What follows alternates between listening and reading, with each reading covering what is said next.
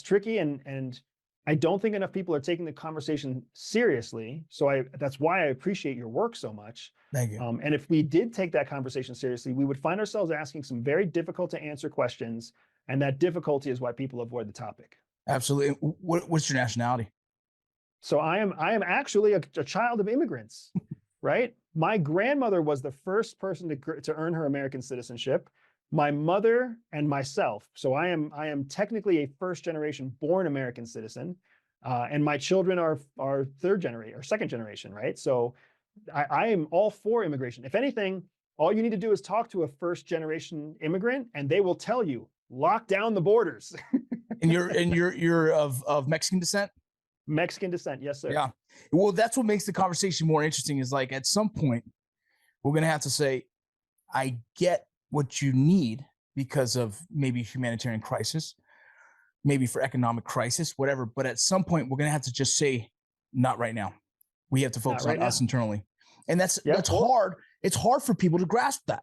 It's hard for people to have that hard truth, you know, and it comes down to, well, we need a future of this country for us to continue to maintain this country and for you to still have a country to run to that has the opportunities that you're seeking.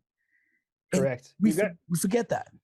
We do. We've got to remember that everything happens on a timeline, right? When a child turns 16, do you give them keys to your car? No. You expect them to learn how to drive first. And then you expect them to pass a driving test. And then you expect them to drive under a permit. And then you expect them to drive with a license. And then you expect them to drive a beater car. And then you expect to maybe let them borrow your car, right? We don't go from, oh, you're 16, here's my Lexus. That's not how it works. So why would we even think like, oh, you're abused in your home country? Well, here's the state of Texas. Here's the state of Michigan. Here's the state of Nevada. Have your way. No, that's not how it's supposed to work. There should be some rigor. There should be some structure. There should be some training. There should be some indoctrination to say, yes, yesterday you were Cuban. Today you're an American of Cuban descent, right? Yes. And this is what it means. That's what my mother and grandmother did to me.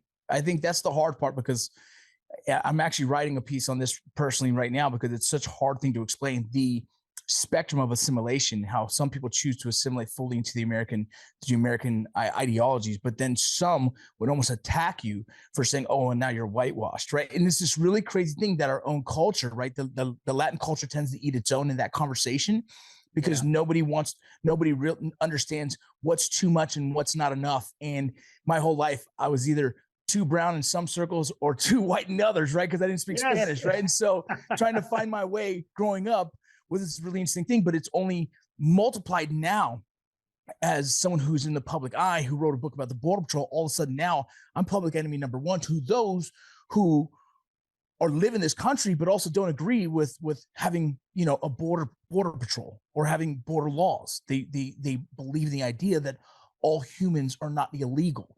But then they forget they still live in this country currently, and they still seek refuge in this country. They still have the economic values of this country, and then they have an opinion against us protecting the country, which is a very hard understanding. And this is why this becomes so complex for me. Yeah, I mean, I would invite anybody who thinks that we have a border, that we are too strict on our borders. If anybody thinks that we shouldn't have a border patrol, if anybody thinks that we should be more porous with our borders, I would invite them to just travel to any country in the world that does have porous borders. Go to Latin America, go to Central America, go to Panama, go to Colombia, go to Brazil, like go anywhere, go to like the islands in the Bahamas, go to the Caucasus in Europe, go see what it's like to actually have porous borders where you have no idea what rule of law is, because half the people there don't follow the laws because they don't have any jurisdiction over the people who are just traveling through. Trucks that just come and go, planes that just come and go, boats and people that just come and go on bicycles sometimes, like mopeds and scooters that literally cross national borders without being interrupted. Even better, go to Africa where you're exploited at every border, where warlords will make up artificial borders and hold an AK-47 at your face and extort you for all the money just so that you can cross from one village to another village, because there is no rule of law. There is no border in place. right? Borders are part of what make us great. It's what defines our nation. It's what separates us from our neighbors. It's what separates us from the ocean. Our freedom is tied to our borders. That doesn't mean our borders should be something to be afraid of. It's not something to be cherished. Absolutely. The last question I have for you is, how do we keep our country safe?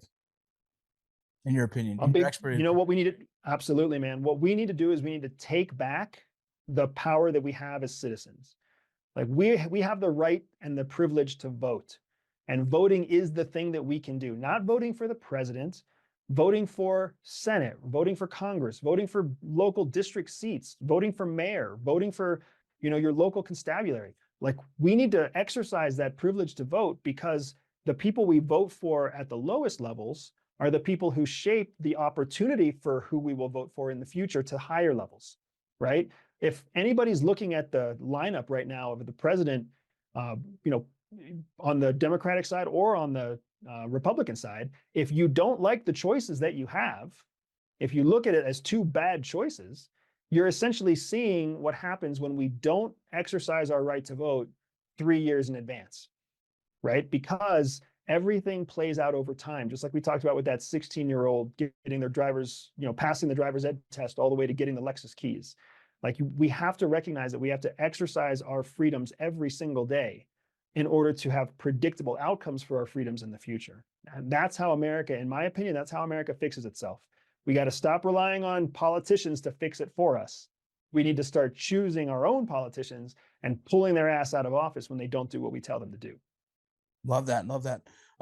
Anything else? Last things you want to say for the audience? Anything? I just appreciate being here, Rocco. I appreciate the work that you're doing. I think it's such an important topic that people don't think about or focus on enough. I spend most of my time talking about the geopolitical implications across borders rather than focusing on the American border. So it's been a real privilege to me to have a chance to sit here with you today. Absolutely. Anytime you need me, man, hit me up. We'll connect later on down the road. All right. Thank you so much for your time. Sir. Appreciate it. Take care, man.